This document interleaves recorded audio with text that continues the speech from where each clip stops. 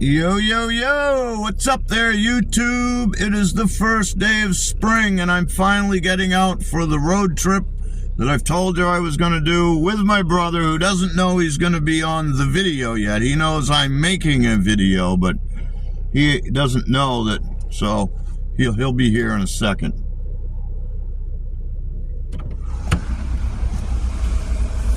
Say hello to YouTube. Hello. This is my brother Rocky. We're getting ready for a road trip. First, we're going to load up with coffee in Conway, and then we'll start the video and take you guys down the Kancamagus Highway, north to Littleton, over to Route 302, and back through Crawford Notch. We'll have some stops along the way, and you'll get to see the whole route in between the stops at an accelerated rate so that you're not here for 4 hours. Much love, like, subscribe, do all that stuff, and I'll probably end up reminding you later on in the video. For now, we need coffee. All right, guys, we're pulling out of Dunkin' Donuts. Main Street, or Route 16, is probably the route you're going to be coming in if you visit the Mount Washington Valley. Obviously, there are other ways to get here, but this is the most common for tourists to the area. And in just a short time, we'll be taking a left turn onto the Kancamagus Highway. We'll stop along the way to show you some highlights. So if you guys are looking for this on the map and you haven't been here, we are at the southern edge of Conway on Route 16, now turning left onto the Kancamagus Highway, locally known as the Kank, and on your map you may see Route 112 as well. It's a really cool road. I grew up on this street, and we used to walk up here in the spring after the rains and ride tubes down the Swift River, which is off to the right-hand side, and you may get some clips. In the spring, in years past, with heavy waters, it was also a gathering spot for risk takers, whitewater rafters. The water gets raging, and it is no joke. And back then, when we were growing up, the river would take at least one life per year. I don't recommend most people do it now. In the summer, the water is too low to have fun tubing or kayaking. And when it is at flood stage, it really is a dangerous thing. If you're one of those people that do that, add this to your list. Everybody else, wait till the waters calm down. Drive up here during the summer. You'll see it's loaded with people. There are tons of places along the way. I'm sorry we didn't get to all the places today, but you can see there's still snow. Some of those places don't even have access, but there are a ton of swimming holes. There's ledges. If you're brave enough to dive off Little Eddie, you can cannonball off there, although my buddy Johnny back in the day, while we were all drunk, did swan dive. He also ate sand at the other side of the river because it's very narrow. But those were the days you could do that and get away with it. I'm not doing that stuff now. In fact, if it's a hot summer day and tourism in the general Conway, North Conway area is busy, I don't even come up this road because people drive crazy. It's just a lot of people. It is definitely worth doing no matter what time of year. I was kind of hoping the weather would be better, but I've got to work with the time that I have, and I did want to get up here while there was still some snow so that you guys could get a taste of the mountains in the winter, which is usually not when you get to see the mountains. So kind of a crappy day, but we made the best of it. And for me and my brother, it was just an opportunity to get out. We live on the same property here in Center Conway, but you know, we're two very different people, and we don't end up spending a lot of time together. We see each other regularly every day, but less and less as we get older do we plan events. So plus my brother, you gotta, he doesn't usually volunteer to go far by himself, but he's always willing to get some brother time. So it was cool just to have the talk with him, and you know, I assured him that the video you're seeing now was going to have the audio extracted so he could feel like there was no video on at all. And that was, and you know, we're both the kind of people that have similar qualities. We don't really care what uh, anybody thinks about what we got to have to say, but then again, we're not going to just put it all out there, especially my brother. I'm a little different than that. I may put it out there just to see how you react, but he certainly will not. And that wasn't the reason for the day. It was to get you guys some footage, talk to you about some of the beauty that I get to see every day that I grew up with.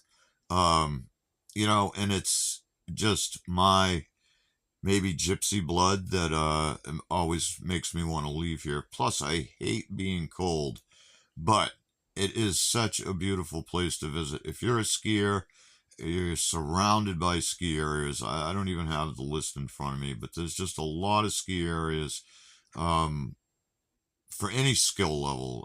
If you're a beginner, there's plenty of small mountains and classes and really attentive people to teach your kids if you want to teach them how to ski. If you're a pro, then there's places like Wildcat Mountain, and from what I understand, even Attitash is can be a pretty serious mountain depending on the conditions. And there are others, so definitely look into that if you haven't visited.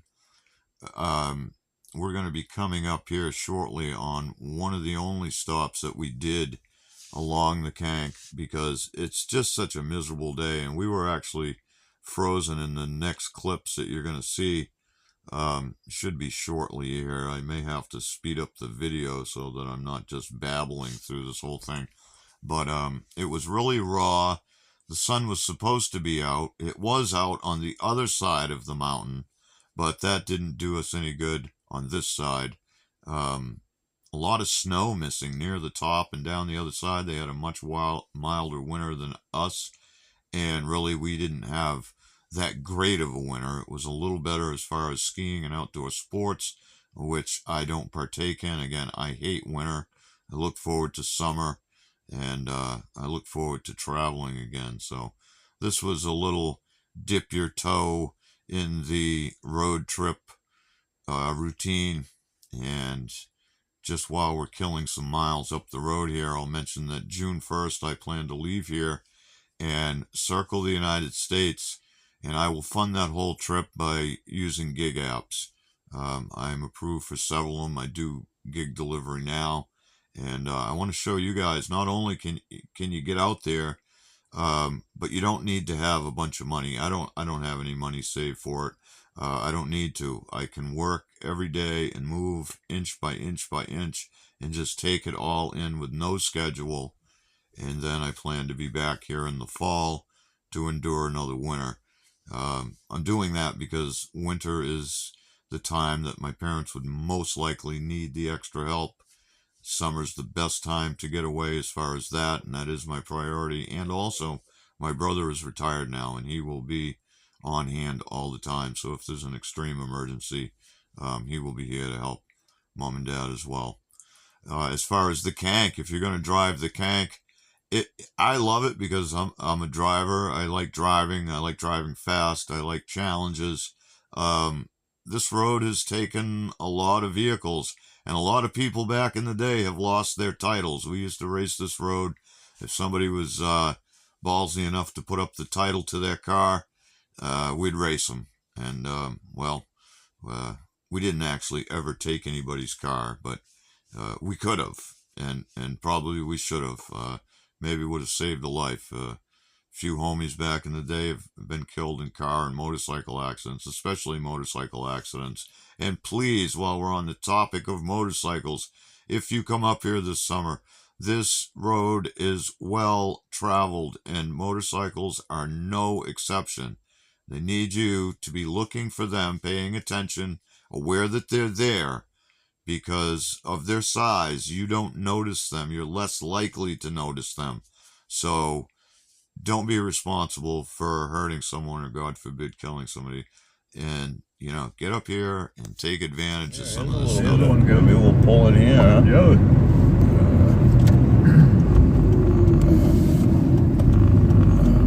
Yeah. Hancock Trailhead.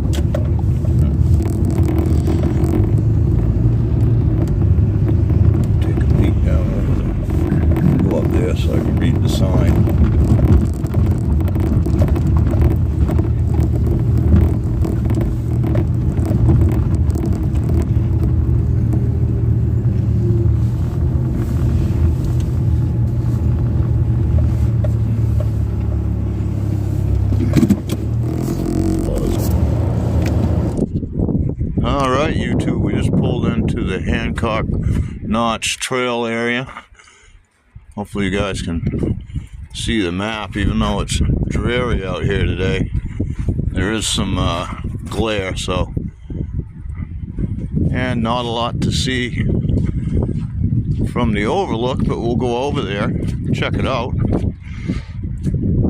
Sun wants to come through. I did check the weather, and up here, sun is supposed to be out, so this stuff should start burning off soon.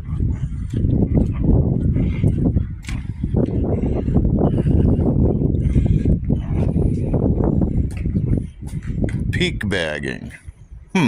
Some hikers called peak baggers keep a tally of the mountains over 4,000 feet high that they have scaled. In the White Mountains of New Hampshire and Maine, a perfect score is 48. The Appalachian Mountain Club's 4,000 footer club recognizes those who have climbed all 48 peaks.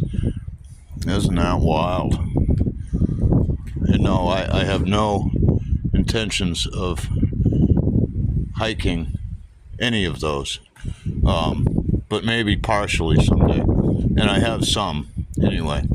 Hikers have a history of service, more than 20 different mountaineering and outdoor clubs, college and university outing clubs, and local organizations assist the Forest Service in trail construction and maintenance. They also conduct cleanup campaigns, low-impact wilderness education, hiking demonstrations, and advocacy. Some hikers adopt their favorite trail and become responsible for its ongoing maintenance. To find out more about Adopt a Trail program and how you can help, inquire at Forest Service offices. Hopefully that isn't one of the cutbacks that we're going to see coming. Some history. By the 1940s, the Appalachian Mountain Club, the Civilian Conservation Corps, and other organizations had built a single unified trail system linking major peaks in the Northeast. Going back 1870 to 1910, mountains as a place to walk. New sport of trekking reached the White Mountains. Hiking clubs built trails and published maps and guidebooks to make the region accessible to all, including ladies in long skirts and snowshoes. I can't imagine. Can you imagine hiking in snowshoes these mountains? No way. No, I don't want to do that. No, I don't want. And then going back even further, 1830 to 1870, the first wave of mountain tourism. Footpaths cleared by guides gave way to bridle paths as more people discovered mountains for recreation. First trails, 1819. Abel Crawford and his son Ethan built the first footpath to the summit of Mount Washington. They profited by guiding adventurous riders, artists, scientists, and summer visitors to the summit. Ethan and his wife Lucy later built the Notch House, hosting such notables as author Henry David Thoreau. Wild places for pleasure. In the 1800s, an exciting new idea swept the salons and parlors of eastern cities that beauty so vast and sublime as the wilderness would uplift and inspire the beholder. Artists painted the mountains as a wilderness paradise. Writers romanticized them. People soon flocked to the White Mountains, at first to look and later to hike its trails and scale its peaks. They still do that, but they also come here to shop because we don't have any sales tax, and so now we've been, basically the valleys have been destroyed by the corporations. But anyway, daunting and terrible. In the 1700s, mountains were off limits by choice. Settlers kept to the fertile river valleys where it was hard enough to clear land and farm crops in a harsh climate. Surveyors climbed mountains to get an overview of the land for map making. Hunters and trappers also relied on the forest resources, but mountain climbing and hiking were not recreational pursuits. Well, there's a little bit of history for you. Moving on to the next place. So from here, guys, at the Hancock Notch Trail, you can see there's 3 trails. Cedar Brook Trail, 1.8 miles. Hancock Loop Trail, which is 2.5 miles. And the Sawyer River Trail, 6.9 miles. So If you're a hiker and haven't visited, I encourage you to do that.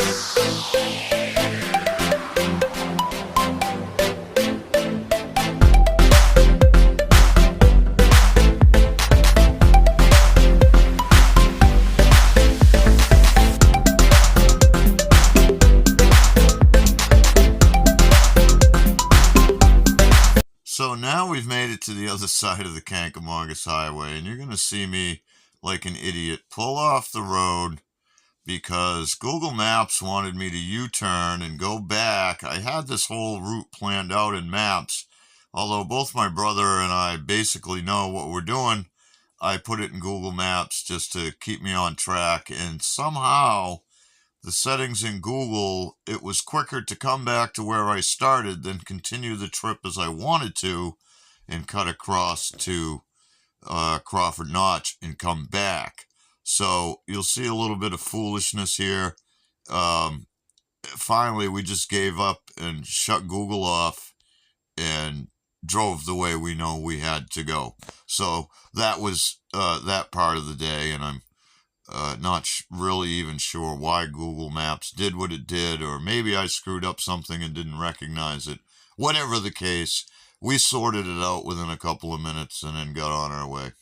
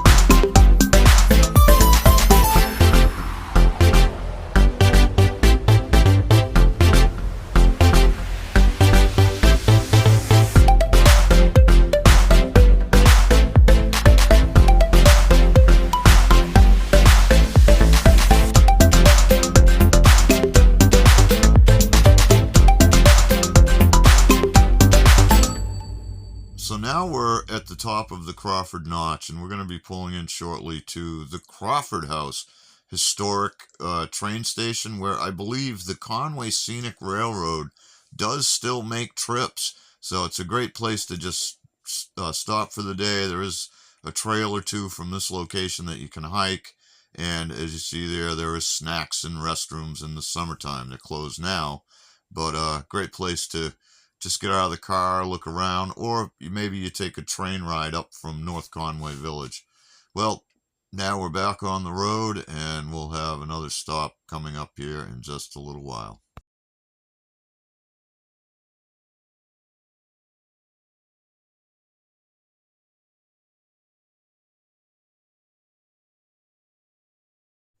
So here you'll kind of see us pull over for a second. We were trying to get a shot for you guys of something that's referred to as Elephant Mountain, but unless you're going to be a nuisance, it's really not a good place to stop, and with the angle of the sun, we couldn't get a good picture.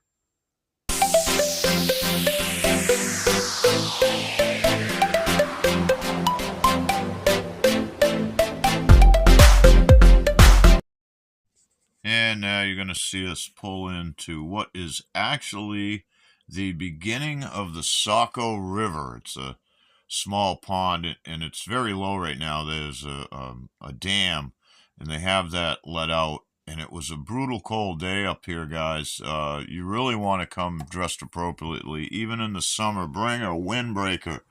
The weather on one side of the notch will not be the same as the other side of the notch. And especially if you're going into the trails, you got to be prepared. Don't just come up here with flip-flops and shorts and then get caught in a day like this and be horrified. But anyway, this is right across from the Willie House, which has a lot of history too. And in the summer, this place is just packed. And here's a little view of some of the buildings there at the Willie House location. There are other there's a bunch of buildings there, and I forget exactly the history of all that, but it is a historical landmark and something you should check out. Good place, again, to just stop, take a break, maybe have a picnic, or look into another hike.